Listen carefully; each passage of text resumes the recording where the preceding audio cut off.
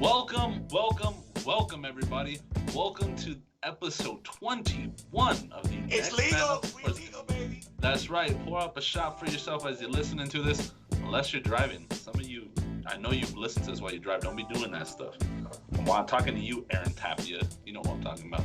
Anyway, Mandy, we're gonna move right in. We're gonna move right into topic number one. Okay.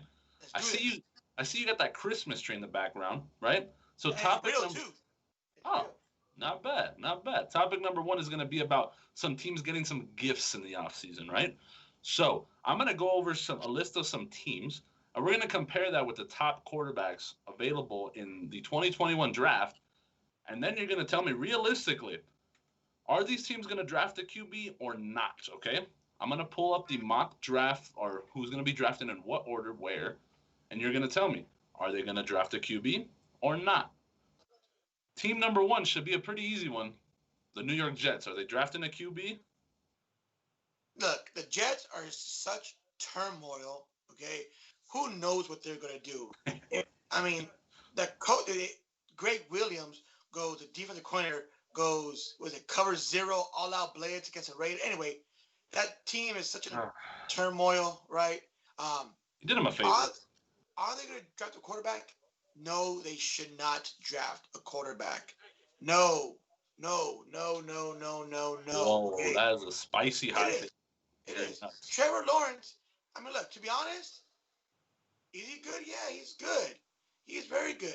But also, you got to remember, he plays in the ACC, my guy. They play against nobody, right? Yeah, he got, a national championship last year or year before. Yeah. He's good. Yeah, he's good. Okay, he's good.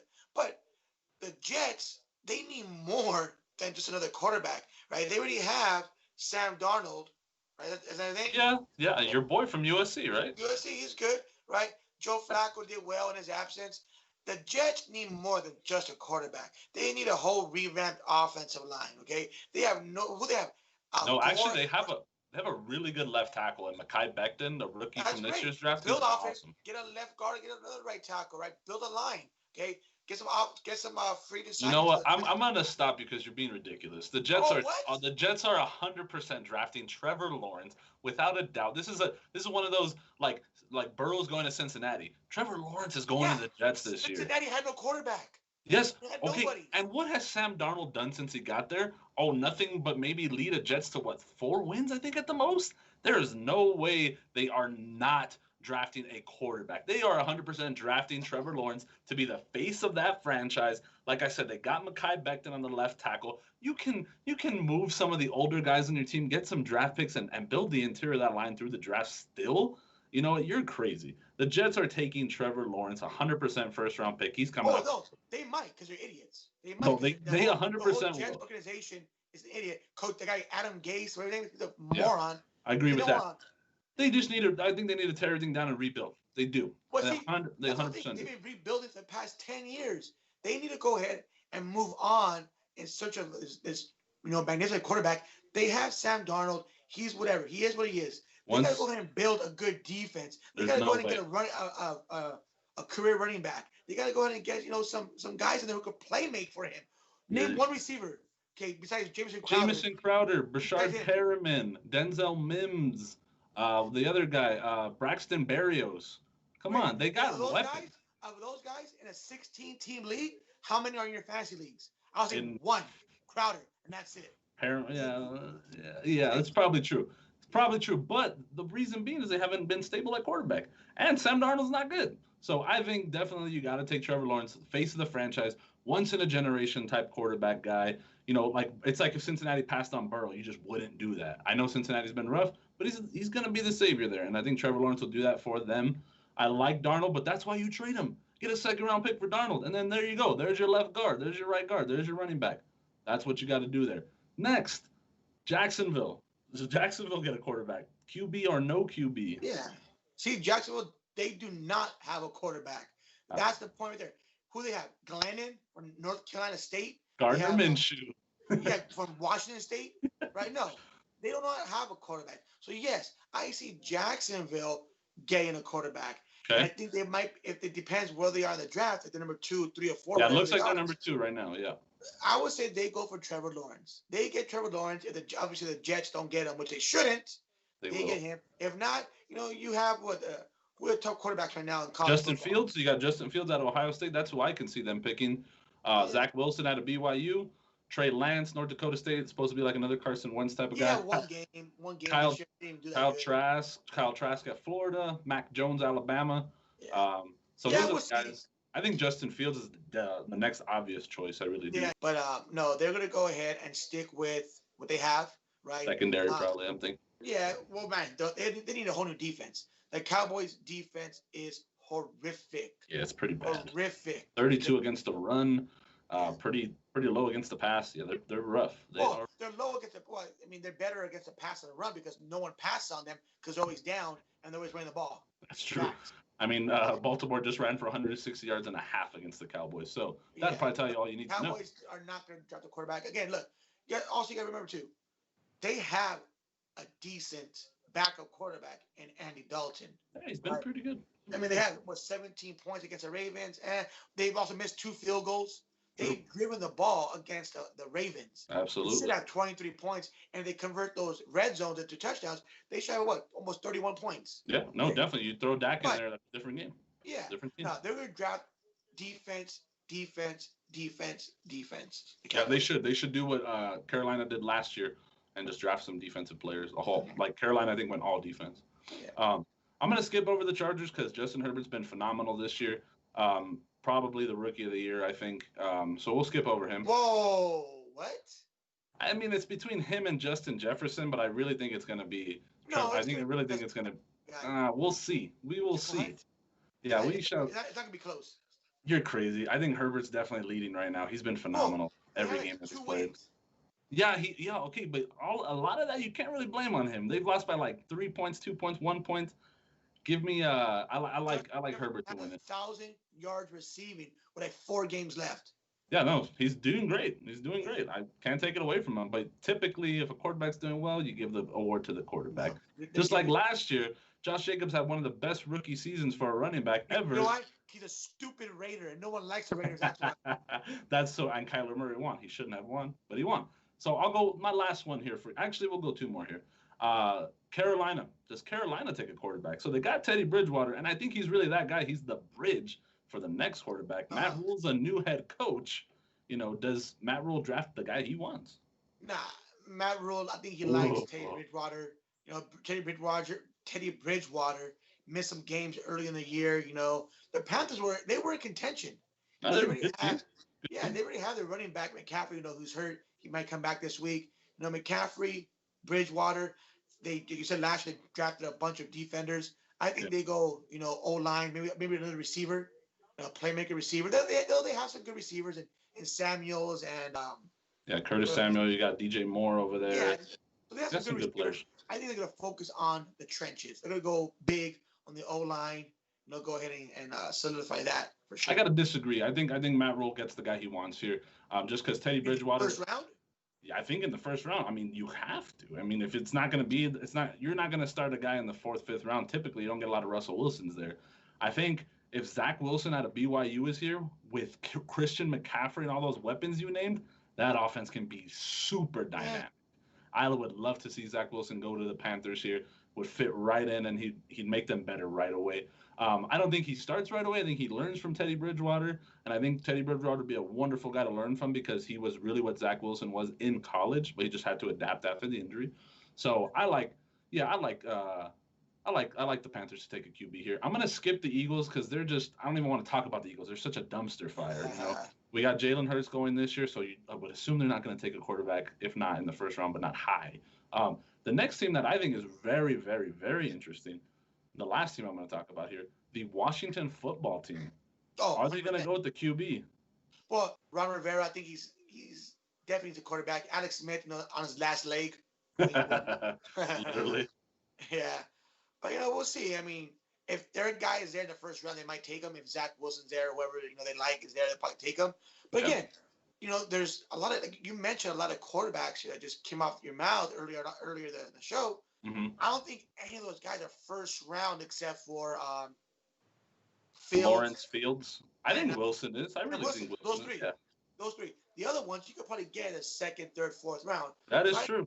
I say Ron Rivera maybe waits until the second, third round and gets another playmaker in the first round. I agree with that, actually. I think that Washington needs a quarterback, but if they can get one in the second, third round, you're right. I think they do. And if it's a guy that they like. And honestly, I don't think Washington's waiting around to get a quarterback if they don't like one right now. I think they might wait. So if Zach Wilson's available, I think they take Zach Wilson. If he's not, I think they don't. And they stay put for a year. I got one for you. What's up? I think it's time. The Raiders. Fourth? Oh, and I don't know about not in the first round. I do think they're gonna need one soon. First round. I do think they'll need one soon. Derek Carr's getting up there. He's 29, almost 30. But he's still. I mean, look at the game he played last week. I know it's against the Jets, things like that. Threw 3 touchdowns and he rushed for 1. It's impressive. You know what's more surprising though? That game before though against the Falcons. Oh, come on. Everybody has a bad game, But a lot of the mishaps have to do with missing players via COVID, and that's a big problem. I know every team is going through that. I get it, but give the Raiders a break. They had 1 bad game this year. Every other game they've been super competitive in, and they played well. I mean, they should have lost to the Jets too, but okay, you're right. They should have, but did they? Yeah. No, we count wins and losses, not almost. Come on, kid, let's go. Moving on to the next topic, which actually, kind of a good segue here. We're going to stick with the NFL, Mandy. In the AFC, right? You got the Chiefs who won it all last year, took it, won the AFC, won the Super Bowl. In the AFC, who is the Chiefs? Who do you think is the Chiefs' biggest threat for repeating? Let's see. The Steelers are stupidly overrated. So I'm not going to talk the Steelers. I mean, they play the worst schedule in the NFL. They're not going to go anywhere. They just lost to a 5-7 team. And they're up 14-0. Yeah. And at 14-3 at the half. Whatever. Yeah, that's not going to happen. In the AFC, they're not great. I guess. I mean, you can't deny it. If the Raiders meet up with them in the first round, that would be a little scary. They gave them their first loss, and the second time they played them, they only lost by 3. That'd be a little scary. The AFC. Who's in the lead in the AFC South right now? The Steelers, right? No, Steelers. No, you got the Colts, which that's a tough defense.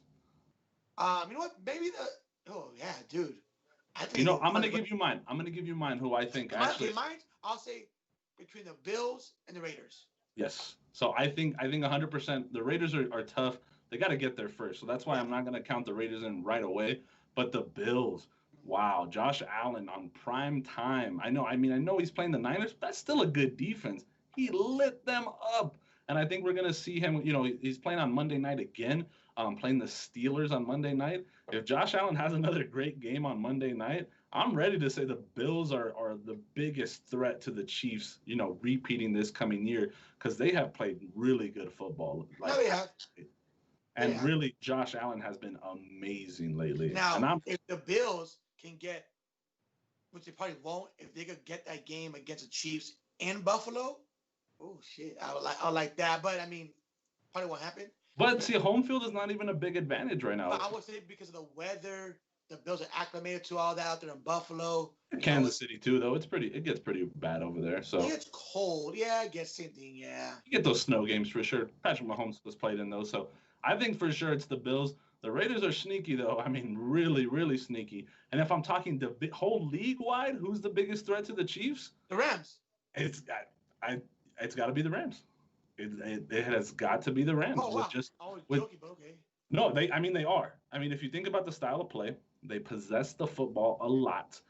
And the weird thing about the Rams that I don't really, it's weird, but I don't know if it's sustainable yet. I have to see it a couple more times.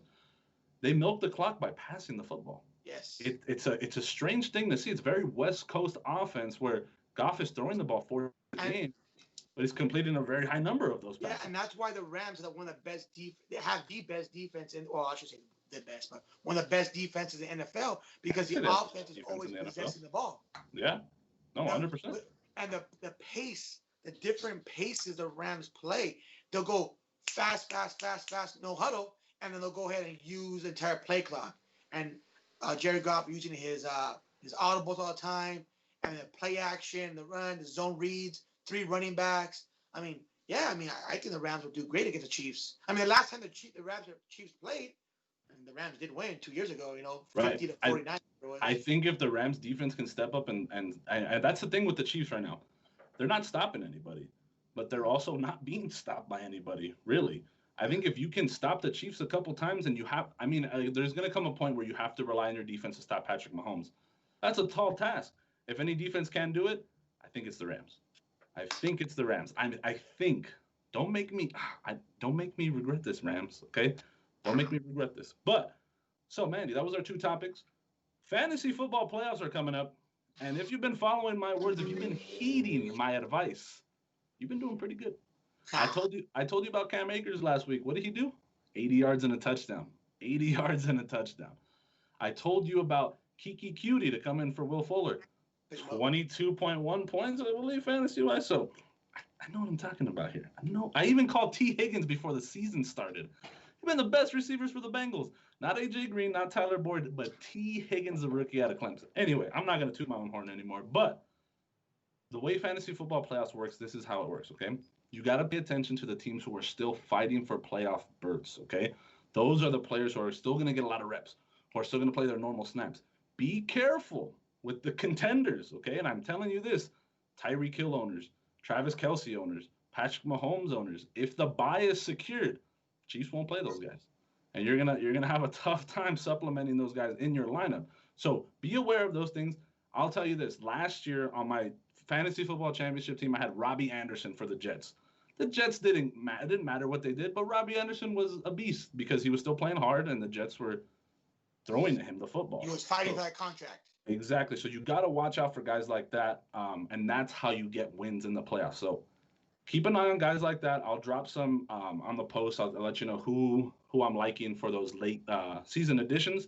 If not additions, just guys who you can go within your flex spot. So, Mandy, man, I got to tell you something, man. Your lock and underdogs of the week have been straight fire. Money. Fire. Just it's money in the bank. It's money in the bank. I took more of a risk on your picks this week, and it paid off because you went 2-0. 2-0. I'm 7-1 in my last 8. I thought it was 6-1 in the last. Oh yeah. I think it's 7. Yeah, you're right. 7-1. Yeah. There you go. So Mandy, talk to us this week, or do you want me to go first? No. Because I've been like the appetizer, you've been the main course. Because I've been going first. All right, let's not upset the order. And I'm about to go 9-1. I'm about to go 90%. It's unheard of right now. Wow. Now I'm going to do something a little different. Okay, usually college football. Yeah, college football, always college football. And I'm going to do something a little different in the sense that usually I give you a favorite as my lock, and I go underdog, right? Team that's underdog. But this time, I'm actually going to go with 2 underdogs, but one of them is like for sure that's my lock.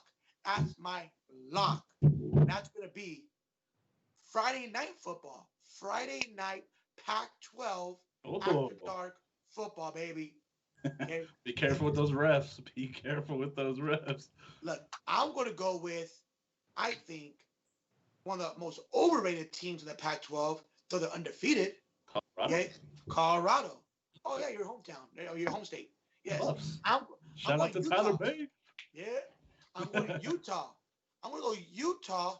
Right now, they're plus 2.5. Okay. I think Utah is going to beat the brakes off the Buffs. Ooh, really? Okay, look, this is why. Yes, the first game of the year, Utah did lose to USC in the Coliseum. That was bad. Bad loss. USC is undefeated. Whatever. Okay? If history, you could correct me in the comment section. I don't think Utah has played very well against USC in the past. Whatever. Utah's second loss was against, I think, Washington. Yes, against the Huskies. And they were up 21 in the second half. Mm-hmm. Utah was up 21, and they choked it off. Against Oregon State. I remember that, actually. Yeah. Yes.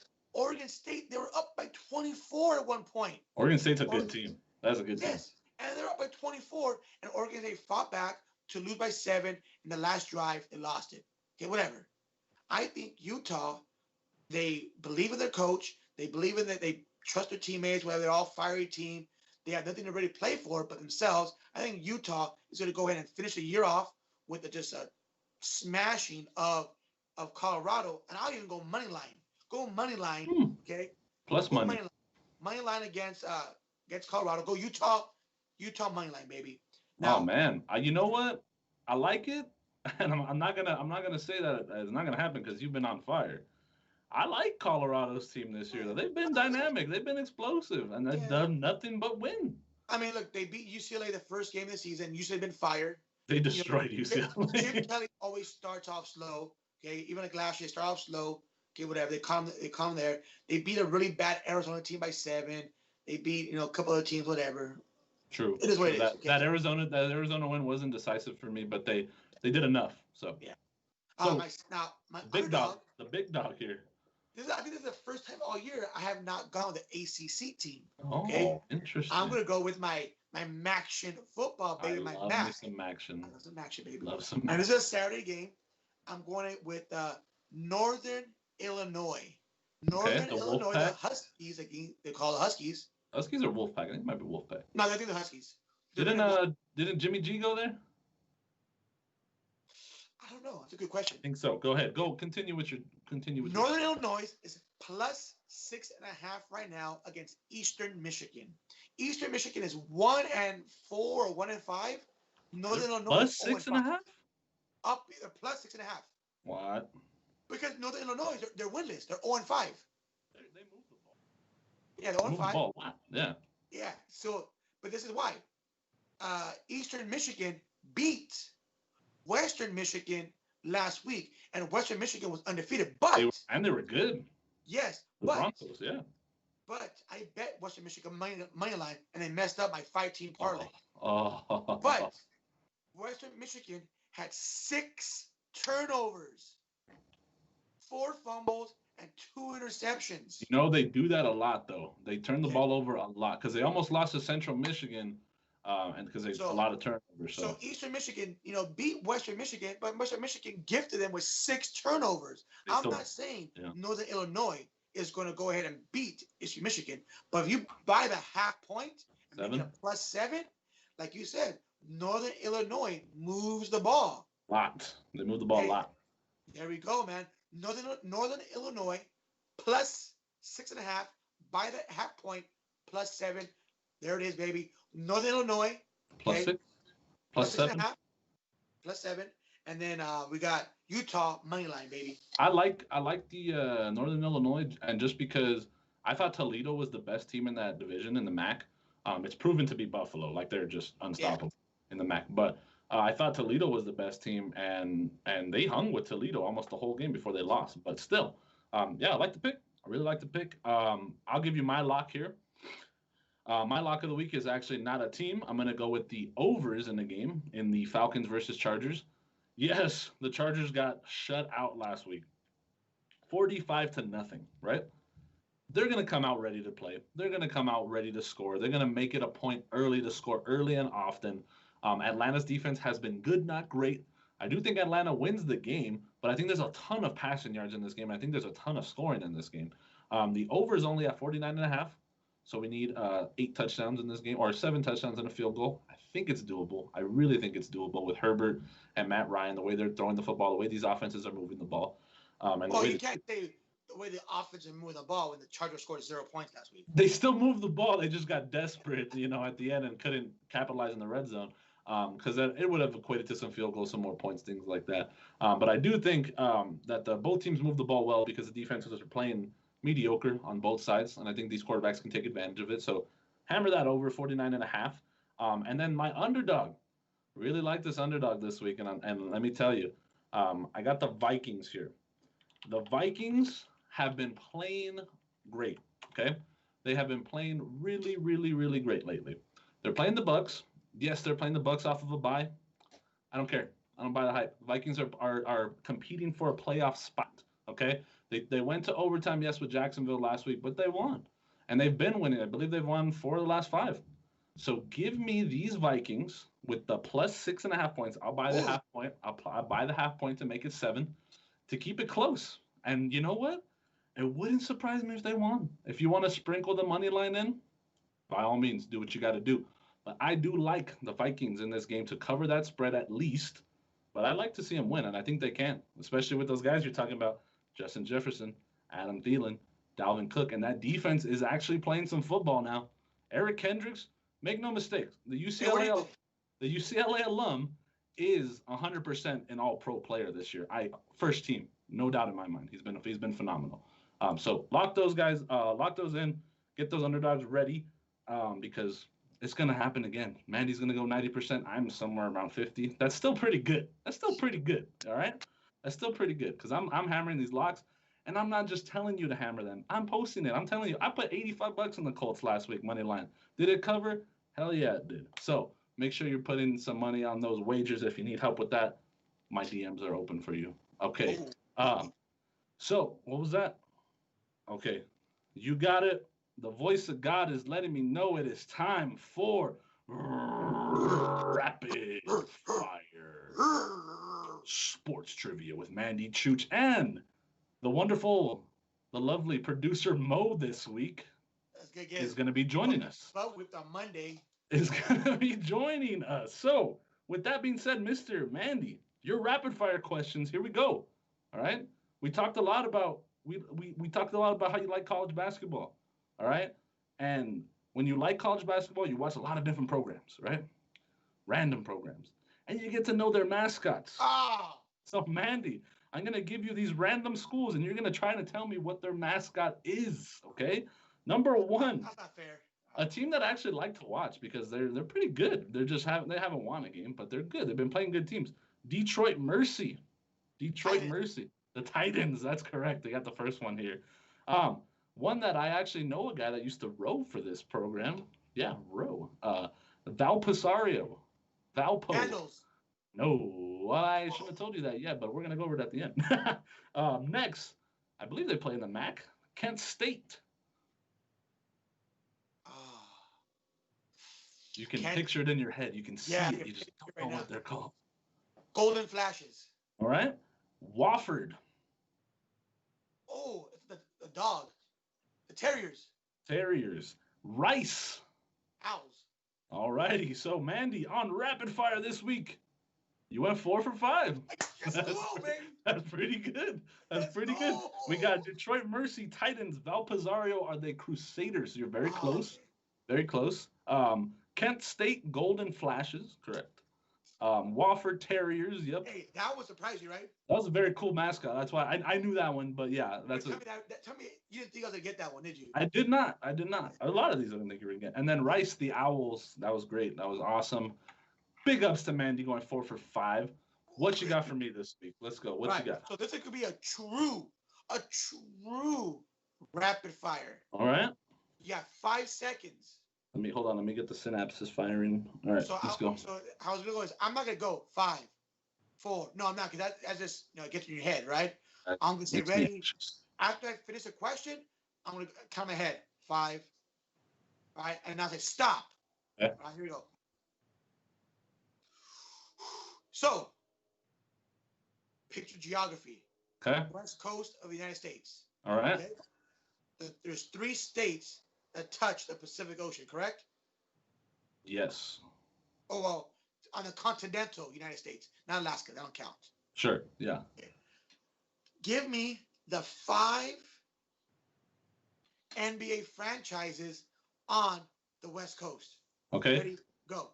Kings, Lakers, Clippers, Golden State Warriors, and... Stop!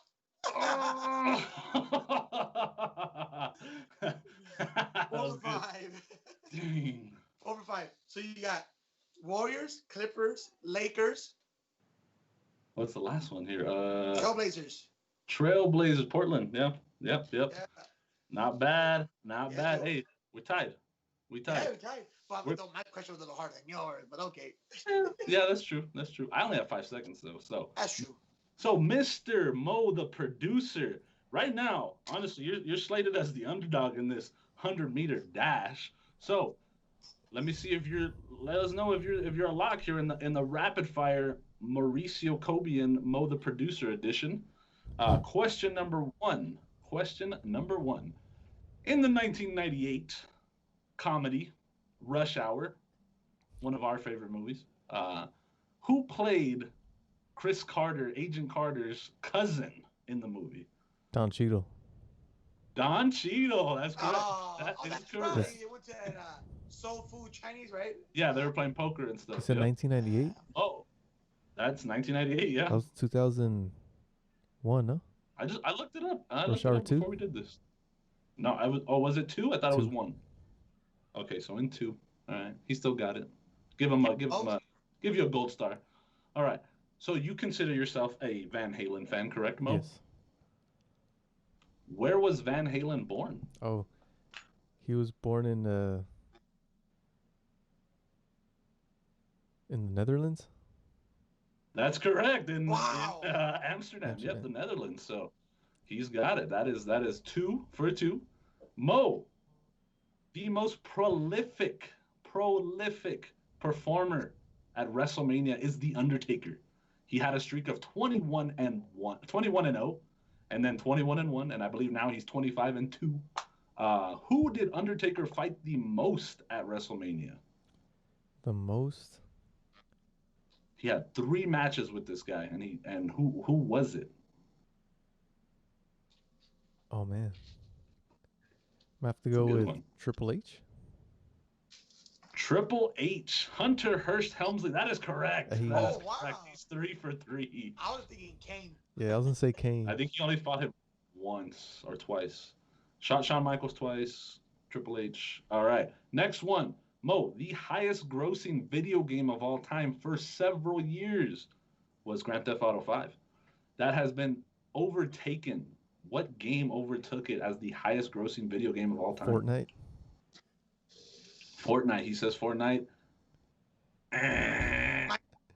Minecraft is correct, actually. Yes. So Minecraft is actually number 1 right now, highest grossing. Mandy with the steel. Mandy with the tag in. So Mo, next. The highest grossing actor of all time for several years was the same person, and now for the past 2 years has been a different person. Do you know who that person is? The Rock?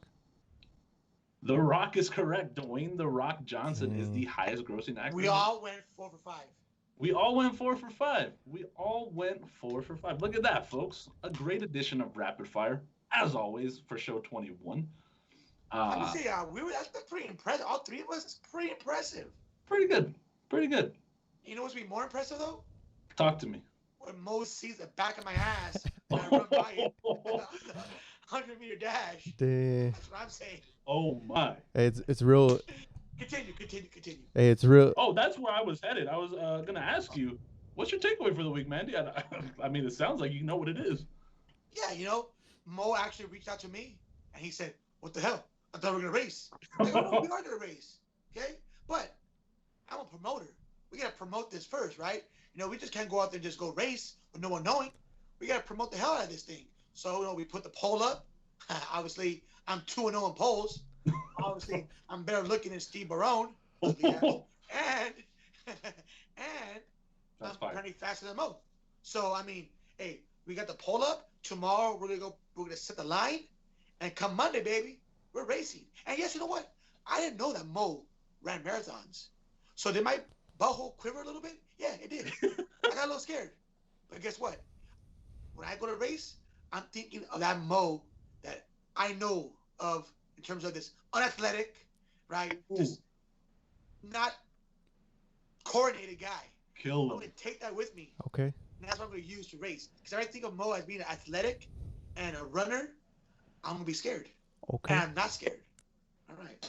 Your rebuttal? So I don't think you knew this, but cardio was my thing for like forever. It's true, I remember. For a good while, a good time. I used to run the Rose Bowl. Stop talking because you're scaring me. I used to run the Rose Bowl. I'm not Constantly. I'm not the best at running, but I hit like 2 laps, my best, 2-3 laps, nonstop. That's a goal for me. But you know what? I mean, that's my record. But we're doing the